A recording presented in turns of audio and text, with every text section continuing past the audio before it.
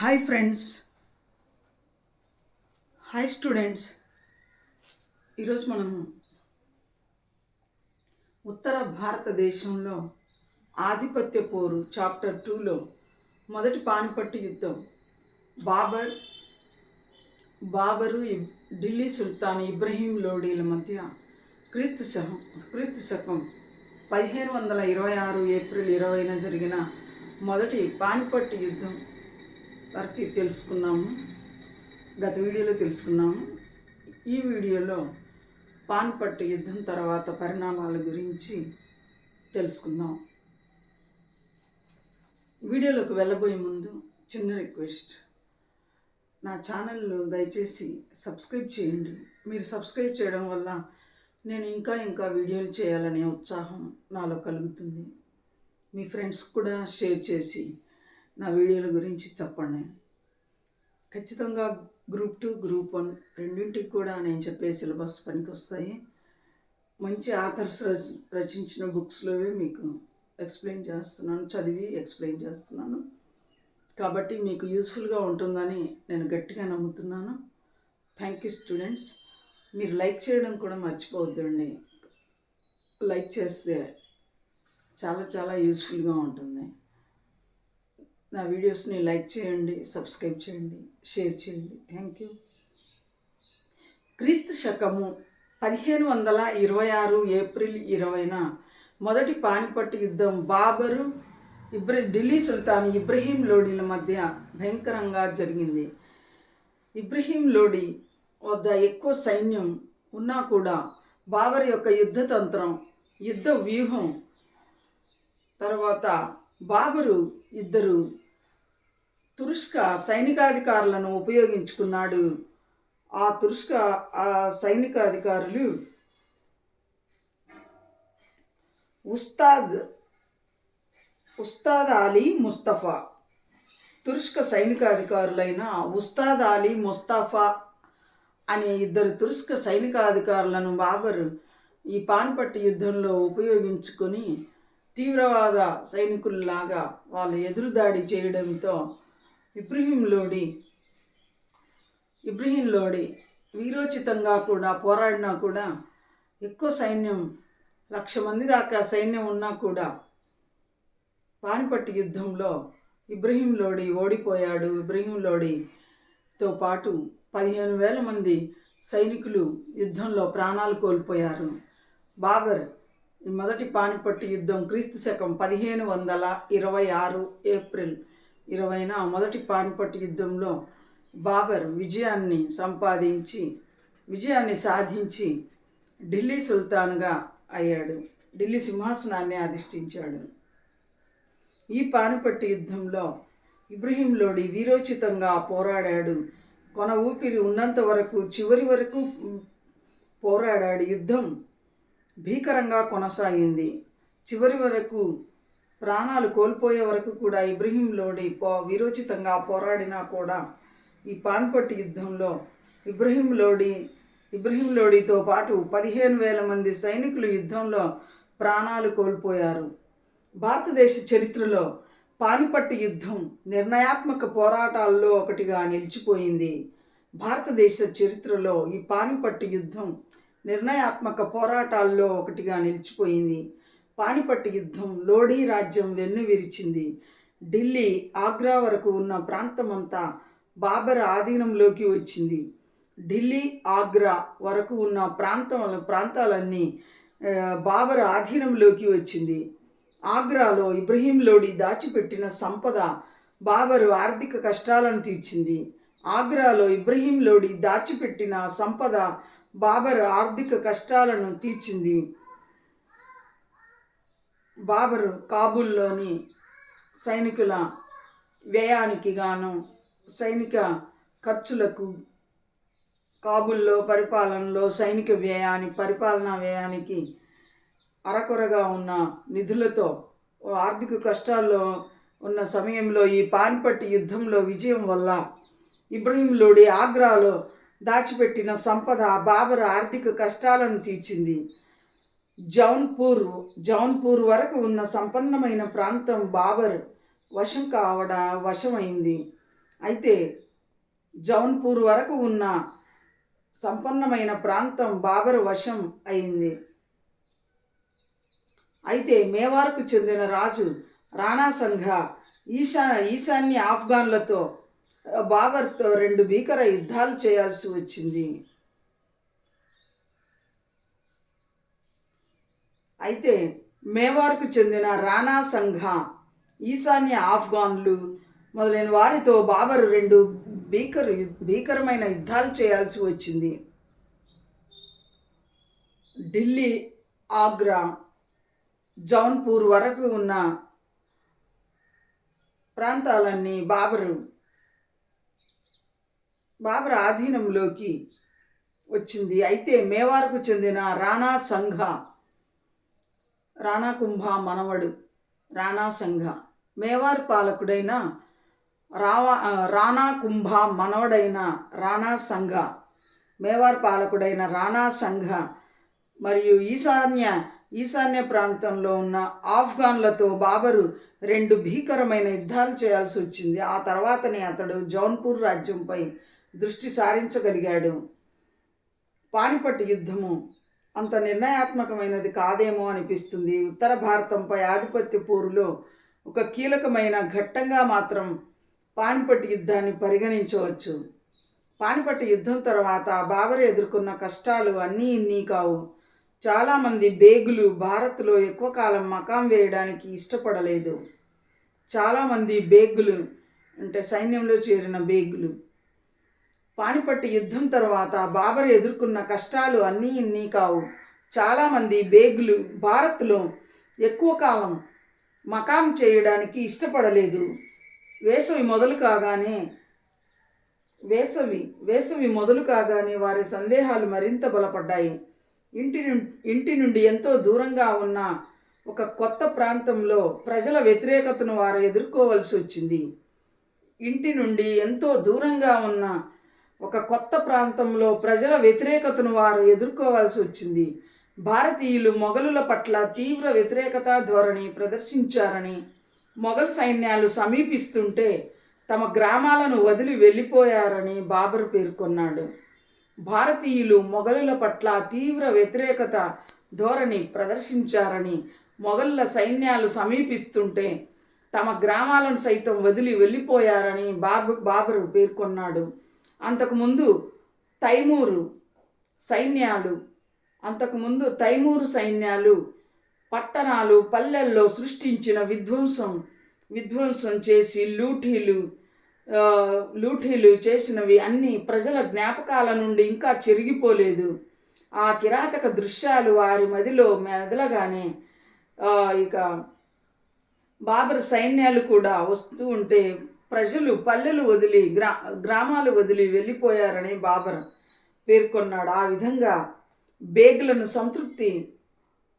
భారతదేశంలో లభించేవో వనరులతోనే ఒక పెద్ద సామ్రాజ్యాన్ని ఏర్పాటు చేయవచ్చని బాబర్ అనుకున్నాడు. భారతదేశంలో లభించే వనరులతోనే ఓ పెద్ద సామ్రాజ్యాన్ని ఏర్పాటు చేయవచ్చని బాబర్ అనుకున్నాడు.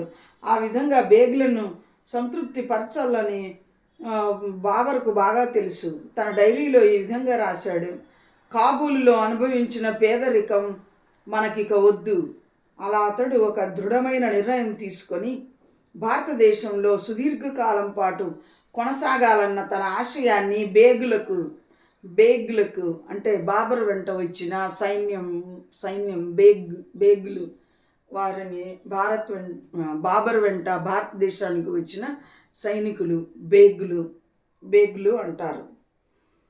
బాబర్ తన డైరీలో ఈ విధంగా రాసుకున్నాడు: కాబూల్లో అనుభవించిన పేదరికం మనకిక వద్దు.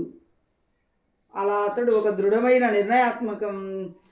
నిర్ణయం తీసుకొని భారతదేశంలో సుదీర్ఘకాలం పాటు కొనసాగాలన్న తన ఆశయాన్ని బేగులకు స్పష్టంగా తెలియజేశాడు. కాబూల్కు తిరిగి వెళ్ళదలుచుకున్న చాలామంది బేగులకు సెలవు మంజూరు చేశాడు. దానితో సెలవులు మంజూరు చేసి సైనికులకు కాబూలు వెళ్ళదలుచుకున్న చాలామంది బేగులకు సెలవులు మంజూరు చేశాడు. దానితో సమస్యలు కొంతవరకు తీరాయి. కానీ అదే సమయంలో రాణా సంఘాతో వైరం కొని తెచ్చుకున్నాడు. రాణా సైన్యాన్ని సమీకరించి బాబర్తో తలపడేందుకు సిద్ధమయ్యాడు. ఖాన్వా యుద్ధం. ఈశాన్య రాజస్థాను, మాల్వా ప్రాంతాలపై ఆధిపత్యం కోసం రాణా సంఘా, ఇబ్రహీం లోడీల మధ్య జరిగిన పోరు గురించి ఇంతకుముందే తెలుసుకున్నాం. ఇబ్రహీం లోడీ, రాణా సంఘాల మధ్య రాజస్థాన్, మాల్వా ప్రాంతాలపై ఆధిపత్యం కోసం ఇబ్రహీం లోడీతో రాణా సంఘా జరిపిన పోరు గురించి గతంలో తెలుసుకున్నాం. మాల్వా పాలకుడు మహమూద్ ఖిల్జీని ఓడించిన తర్వాత రాణా ప్రాబల్యం విస్తరించింది. ఆగ్రా పొరుగున ఉన్న పిలియాఖార్ ఒక చిన్న నది. మాల్వా పాలకుడైన మహమూద్ ఖిల్జీని రాణా సంఘా ఓడించిన తర్వాత రాణా రాజ్యం పిలియాఖార్ అనే ఆగ్రా పొరుగున ఉన్న ఒక చిన్న నది పిలియాఖార్ వరకు విస్తరించింది. గంగా లోయలో పెద్ద సామ్రాజ్యాన్ని బాబర్ ఏర్పాటు చేయడం రాణాకు ముప్పుగా పరిణమించింది. గంగాలోయ ప్రాంతం నుంచి బాబర్ను వెలివేయడానికి లేదా అతడిని పంజాబ్ వరకే పరిమితం చేయడానికి రాణా సంఘా యుద్ధ సన్నాహాలను ప్రారంభించాడు. ఈ గంగాలోయ ప్రాంతంలో బాబరు పెద్ద సామ్రాజ్యాన్ని నిర్మించడం రాణా సంఘాకు ముప్పుగా పరిణమించింది. బాబరు పెద్ద సామ్రాజ్యాన్ని ఏర్పాటు చేయడం రాణా సంఘాకు ముప్పుగా పరిణమించింది. గంగాలోయ ప్రాంతం నుంచి బాబర్ను వెలివేయడానికి పంపించి వేయడానికి లేదా అతడు పంజాబ్ వరకే పరిమితం అవడానికి రాణా సంఘా యుద్ధ సన్నాహాలు ప్రారంభించాడు. రాణా సంఘా ఒప్పందాన్ని ఉల్లంఘించాడని బాబర్ ఆరోపించాడు. భారత్కు తనను ఆహ్వానించింది రాణా అని, అయితే తాను ఢిల్లీ, ఆగ్రాలను స్వాధీనం చేసుకోగానే అతడు తన సైన్యాలకు మద్దతుగా ఎలాంటి చర్యలు తీసుకోలేదని నిందించాడు. రాణా సంఘా బాబర్కు ఎలాంటి హామీలు ఇచ్చాడో మనకు తెలియదు. ఇబ్రహీం లోడీతో యుద్ధం సుదీర్ఘకాలం పాటు కొనసాగగలదని, ఈలోపు తాను ఈశాన్య రాజస్థాన్, మాల్వా రాజ్యాలను హస్తగతం చేసుకోవచ్చని రాణా సంఘా భావించి ఉంటాడు. అయితే తైమూర్ లాగా బాబర్ కూడా ఢిల్లీని దోచుకొని లోడీలను శక్తిహీనులను చేసిన తర్వాత తన సైన్యాలను ఉపసంహరించుకుంటాడని రాణా సంఘా భావించి ఉంటాడు. తైమూర్ లాగా ఢిల్లీని దోచుకొని తర్వాత సైన్యాలను ఉపసంహరించుకొని వెళ్ళిపోతాడని, బాబర్ కూడా వెళ్ళిపోతాడని, తైమూర్ లాగా ఢిల్లీని దోచుకొని లోడీలను శక్తిహీనులను చేసి తన సైన్యాలను ఉపసంహరించుకుంటాడని రాణా సంఘా భావించి ఉంటాడు. అయితే భారత్లోనే స్థిరపడాలని బాబర్ తీసుకున్న నిర్ణయం వల్ల పరిస్థితి పూర్తిగా మారిపోయింది. అయితే భారత్లోనే స్థిరపడాలని ఆలోచనతో బాబర్ తీసుకున్న నిర్ణయంతో పరిస్థితి పూర్తిగా మారిపోయింది. ఇబ్రహీం లోడీ సోదరుడు మహమూద్ లోడీతో సహా అనేక మంది ఆఫ్ఘన్లు రాణా సంఘా వెంట సమీకృతమయ్యారు. రాణా సంఘా యుద్ధంలో గెలిచినట్లయితే ఢిల్లీ గద్దెను తిరిగి దక్కించుకోవచ్చన్న ఆశతో వారు సంఘాకు మద్దతు పలికారు. మేవార్ పాలకుడు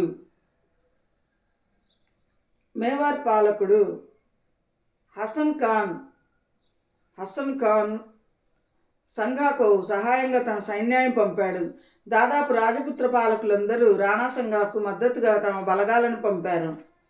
రాణా సంఘాకు ఉన్న ప్రతిష్ట, బయానా లాంటి సరిహద్దు ప్రాంతాలపై అతడి ఆధిపత్యం బాబర్ సైనికుల మనోబలాన్ని దెబ్బతీసింది. రాణా సంఘాకు ఉన్న ప్రతిష్ట, బయానా వరకు ఉన్న సరిహద్దు ప్రాంతాలపై అతడి ఆధిపత్యము బాబర్ సైనికుల మనోబలాన్ని దెబ్బతీసింది. వారిలో స్థైర్యం నింపేందుకు రాణా సంఘాతో జరుగుతున్న యుద్ధాన్ని బాబర్ ఒక జిహాద్గా ప్రకటించాడు.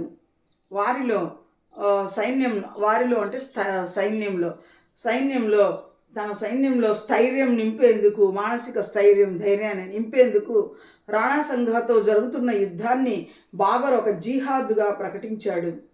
యుద్ధానికి బయలుదేరి వెళ్లే ముందు మద్యంతో నిండిన జాడీలు, సీసాలను బద్దలు కొట్టించి తాను ఎంత పవిత్రమైన మహమ్మదీయుడైనది చాటి చెప్పాడు. యుద్ధానికి బయలుదేరి వెళ్లే ముందు మద్యంతో నిండిన జాడీలు సీసాలను బద్దలు కొట్టించి తాను ఎంత పవిత్రమైన మహమ్మదీయుడైనది చాటి చెప్పాడు. తన రాజ్యంలో మద్యం అమ్మకాలు కొనుగోళ్లను నిషేధించాడు. ముస్లింలపై విధించబడిన అనేక రకాల వాణిజ్య పన్నులను రద్దు చేశాడు. జాగ్రత్తగా ఒక స్థావరాన్ని ఎంచుకున్న తర్వాత బాబరు ఆగ్రాకు 40 కిలోమీటర్ల దూరంలో ఉన్న కాన్వాలో మకాం వేశాడు. జాగ్రత్తగా ఒక స్థావరాన్ని ఎంచుకున్న తర్వాత బాబరు ఆగ్రాకు 40 కిలోమీటర్ల దూరంలో ఉన్న కాన్వాలో మకాం వేశాడు. పానిపట్లో లాగే ఎక్కువ సంఖ్యలో గుర్రపు బండ్లను వినియోగించి బాహ్య రక్షణా వలయాన్ని విసిరాడు. పానిపట్ యుద్ధంలో లాగే ఎక్కువ సంఖ్యలో గుర్రపు బండ్లను ఎక్కువగా వినియోగించి బాహ్య రక్షణా వలయాన్ని విసిరాడు. ముందు వరుసలో గోతులు తవ్వించి రెండో రక్షణా కవచం ఏర్పాటు చేశాడు.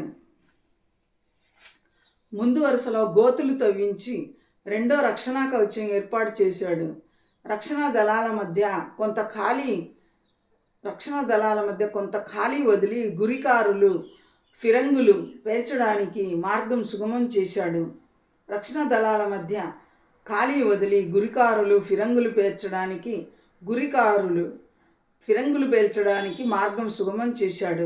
కాల్పులు జరుపుతూ బండ్లపై ముందుకు దూసుకెళ్లేలా వ్యూహం పన్నాడు. బాబరు మొదటి పానిపట్టు యుద్ధంలో లాగే గుర్రపు బండ్లను చుట్టూ రక్షణా వలయంగా ఎక్కువగా గుర్రపు బండ్లను చుట్టూ మొదటి రక్షణా వలయంగా పెట్టాడు. ఆ తరువాత గోతులను తవ్వించి సైనికులు ఆ గోతుల్లో ఉండి కవచం ధరించి అక్కడి నుంచి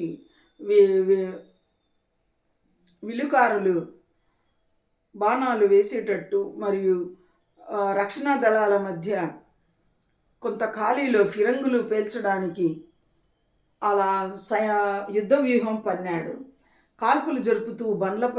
గుర్రపు బండ్లపై కాల్పులు జరుపుతూ ముందుకు వెళ్ళేటట్టు బాబరు యుద్ధ వ్యూహం పన్నాడు. కాన్వా యుద్ధం క్రీస్తు శకం 1527లో భీకరంగా జరిగింది. ఆగ్రాకు 40 కిలోమీటర్ల దూరంలో ఉన్న కాన్వాలో బాబరు సైన్యంతో తిష్టవేసి రక్షణా వలయాలు ఏర్పాటు చేసి కాన్వా యుద్ధంలో పాల్గొన్నాడు. క్రీస్తు శకం 1527లో కాన్వా యుద్ధం భీకరంగా సాగింది. రాణా సంఘ సైన్యాల్లో సుమారు 2 లక్షల మంది సైనికులు ఉన్నారని 2 లక్షల మంది సైనికులు, ఆ సైనికుల్లో 10,000 మంది ఆఫ్ఘాన్ సైనికులు కూడా ఉన్నారని బాబర్ పేర్కొన్నాడు. రాణా సంఘ సైన్యాల్లో సుమారు 2 లక్షల మంది సైనికులు, ఆ 2 లక్షల మంది సైనికుల్లో 10,000 మంది ఆఫ్ఘాన్ సైనికులు కూడా ఉన్నారని బాబర్ పేర్కొన్నాడు. ఆఫ్ఘన్ల అశ్విక దళాలతో పాటు అంతే సంఖ్యలో హసన్ ఖాన్ మేవాతి సైన్యం కూడా ఉండేది.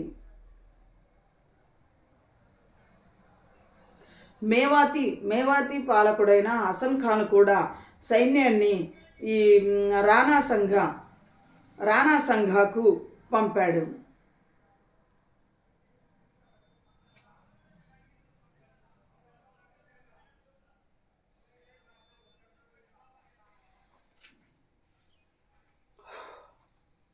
రాణా సంఘకు ఎక్కువగా రాజపుత్ర సైన్యాలు పంపారు. ఆ తర్వాత మేవాతి పాలకుడైన హసన్ ఖాన్ కూడా తన సైన్యాన్ని పంపాడు. ఆఫ్ఘన్లు 10,000 మంది సైనికులు ఉన్నారు. మొత్తం రాణా సంఘ సైన్యాలు 2 లక్షల మంది సైనికులు ఉన్నారు. ఈ అశ్విక దళాలు, ఆఫ్ఘన్లు 10,000 మంది ఆఫ్ఘన్లు ఉన్నారు, అవి అశ్విక దళాలు.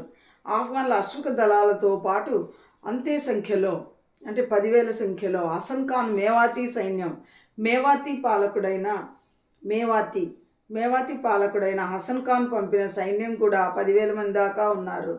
ఈ లెక్కలు చాలా వరకు ఎక్కువగా ఉన్న బాబర్ సైన్యాలు తక్కువ సంఖ్యలోనే ఉండేవి. కుడివైపు నుంచి ధాటిగా పోరాడుతూ బాబర్ సైన్యాన్ని మట్టుపెట్టాడు. కుడివైపు నుంచి ధాటిగా పోరాడుతూ రాణా సంఘ బాబర్ సైన్యాన్ని మట్టుపెట్టాడు. దాదాపు రక్షణ వలయాన్ని ఛేదించినంత పనిచేశాడు. అయితే మొఘలులు ఉపయోగించిన మందుగుండు ఎక్కువ సంఖ్యలో ప్రాణాలను బలిగొంది. వీరు మందుగుండు ఫిరంగి దళాలను బాబర్ సైన్యం ఎక్కువగా ఉపయోగించడం వల్ల రాణా సంఘ సైనికులు కేవలం పదాతి దళం అశ్విక దళం కావడం వల్ల ఈ మందుగుండులు బాబర్ సైన్యాలు పేల్చడం వల్ల రాణా సంఘ సైనికులు ఎక్కువగా ప్రాణాలు కోల్పోయారు. మొఘలులు ఉపయోగించిన మందుగుండు ఎక్కువ సంఖ్యలో ప్రాణాలను బలిగొంది. క్రమంగా సంఘ సైన్యాలు వెనక్కి నెట్టబడ్డాయి. ఈ దశలో ఫిరంగులు వెనుక కథన రంగంలో మధ్య భాగంలో ఉన్న తన సైనికులను ముందుకు దూసుకెళ్లాలని బాబర్ ఆదేశించాడు. ఫిరంగులు కూడా ముందుకు కదిలాయి. ఈ విధంగా సంఘ బలగాలను మొఘల్ సైనికులు చుట్టుముట్టారు. వేలాది సంఖ్యలో సైనికులు ఊచకోతకు గురయ్యారు. ఆ తర్వాత వారిని మొఘల్ సైన్యాలు ఓడించాయి. రాణా సంఘ తప్పించుకున్నాడు. ఆ తర్వాత మొఘల్ సైన్యాలు రాణా సంఘ సైన్యాలను ఓడించాయి. రాణా సంఘ తప్పించుకున్నాడు. బాబర్తో మరలా యుద్ధానికి సిద్ధమవ్వాలని భావించాడు. అయితే అలాంటి ఆలోచన ప్రమాదకరమైనది, ఆత్మహత్యా సదృశ్యమైనదని భావించిన రాణా సంఘ ఆస్థాన పాలకులు అతడికి విషమిచ్చి చంపేశారు.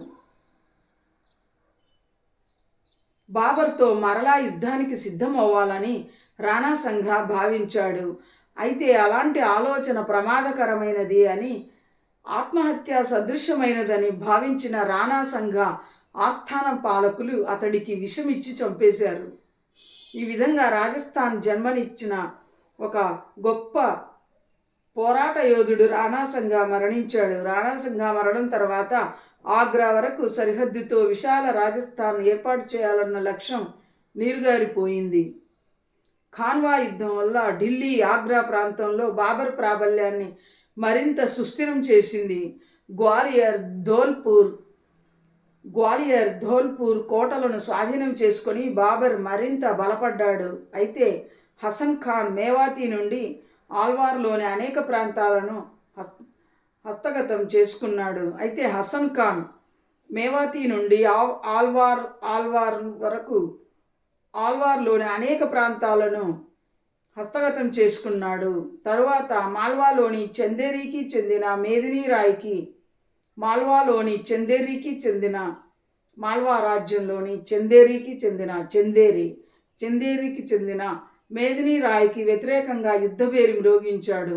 చివరి వరకు పోరాడిన రాజపుత్తులు చందేరి కోటను కోల్పోయారు. వారి మహిళలు జోహార్ను పాటించారు. రాజపుత్ర వంశంలో యుద్ధంలో రాజు పాలకులు మరణిస్తే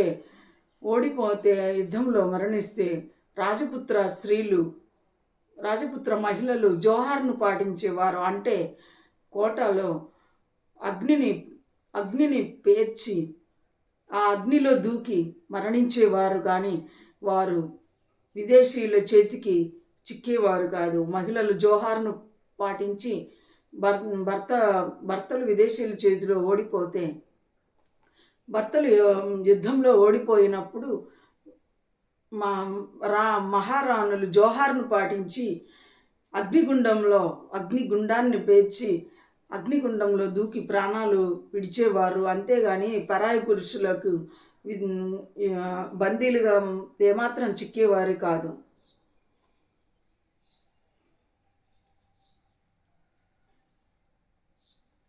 మేవాతి నుండి హసన్ ఖాన్ అల్వార్లోని అనేక ప్రాంతాలను హస్తగతం చేసుకొని మాల్వాలోని చందేరికి చెందిన మేదినీ రాయ్కి వ్యతిరేకంగా యుద్ధభేరి మోగించాడు. చివరి వరకు పోరాడిన రాజపుత్తులు మేదినీ రాయ్కి చందేరి కోటను కోల్పోయారు.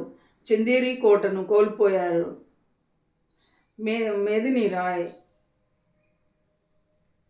చివరి వరకు పోరాడి మేదినీ రాయ్ రాజపుత్ర వంశానికి చెందినవాడు. ఈ రాజపుత్రులు చందేరి కోటను కోల్పోయారు. వారి మహిళలు జోహార్ను పాటించి అగ్నిగుండంలో దూకి మరణించారు. ఈశాన్య ఉత్తరప్రదేశ్లో ఆఫ్ఘన్ల కార్యకలాపాలు తీవ్రతరం కావడంతో బాబరు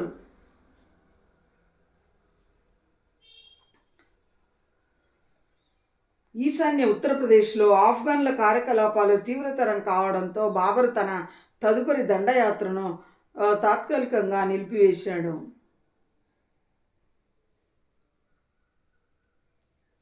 ఈ విధంగా ఖాన్వా యుద్ధం తర్వాత ఢిల్లీ, ఆగ్రా, జౌన్పూర్ వరకు సామ్రాజ్యాన్ని విస్తరించి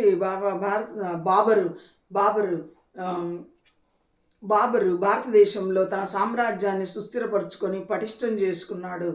ఢిల్లీ, ఆగ్రా పరిసర ప్రాంతాలు, జౌన్పూర్ ప్రాంతం కూడా తన స్వాధీనంలోకి తెచ్చుకొని తన సామ్రాజ్యాన్ని సుస్థిరం చేసుకున్నాడు. గ్వాలియర్, ధోల్పూర్ కోటలను కూడా స్వాధీనం చేసుకొని బాబరు మరింత బలపడ్డాడు. అయితే మేవాతి పాలకుడైన హసన్ ఖాన్ మేవాతి నుండి ఆల్వార్ వరకు తన అనేక ప్రాంతాలను హస్తగతం చేసుకొని తర్వాత మాల్వాలోని మేదినీ రాయ్ అనే రాజపుత్ర పాలకుడిపై యుద్ధ పేరు మోగించాడు. మేదినీ రాయ్కి చెందిన మాల్వాలోని చందేరికి చెందిన మేదినీ రాయ్తో ఈ హసన్ ఖాన్ యుద్ధం చేశాడు. చివరి వరకు పోరాడిన రాజపుత్రులు చందేరి కోటను కోల్పోయారు. చందేరిలోని కోటను కోల్పోయారు. ఇక మేదినీ రాయ్కి చెందిన రాజపుత్రులకు చెందిన మహిళలు జోహార్ను పాటించి అగ్నిగుండానికి తమ ప్రాణాలను బలి చేసుకున్నారు. ఈశాన్య ఉత్తరప్రదేశ్లో ఇక ఆఫ్ఘన్ల కార్యకలాపాలు తీవ్రతరం కావడంతో ఈశాన్య ఉత్తరప్రదేశ్లో ఆఫ్ఘన్ల కార్యకలాపాలు తీవ్రతరం కావడంతో తాత్కాలికంగా బాబరు ఇక తదుపరి దండయాత్రలను నిలిపివేశాడు. ఈ విధంగా బాబర్ ఢిల్లీ, ఆగ్రా, జౌన్పూర్ ఆక్రమించి ఆ తర్వాత గ్వాలియర్, ధోల్పూర్ కోటలను స్వాధీనం చేసుకొని పటిష్టంగా బలోపేతంగా సామ్రాజ్యాన్ని నిర్మించి బాబరు ఢిల్లీలో సింహాసనాన్ని అధిష్ఠించి సుస్థిరం చేసుకున్నాడు. భారతదేశంలో బాబరు పటిష్టమైన సుస్థిరమైన సామ్రాజ్యాన్ని నెలకొల్పాడని చెప్పవచ్చు. నెక్స్ట్ వీడియోలో మళ్ళీ మరికొన్ని విషయాలు తెలుసుకుందాం. Thank you students.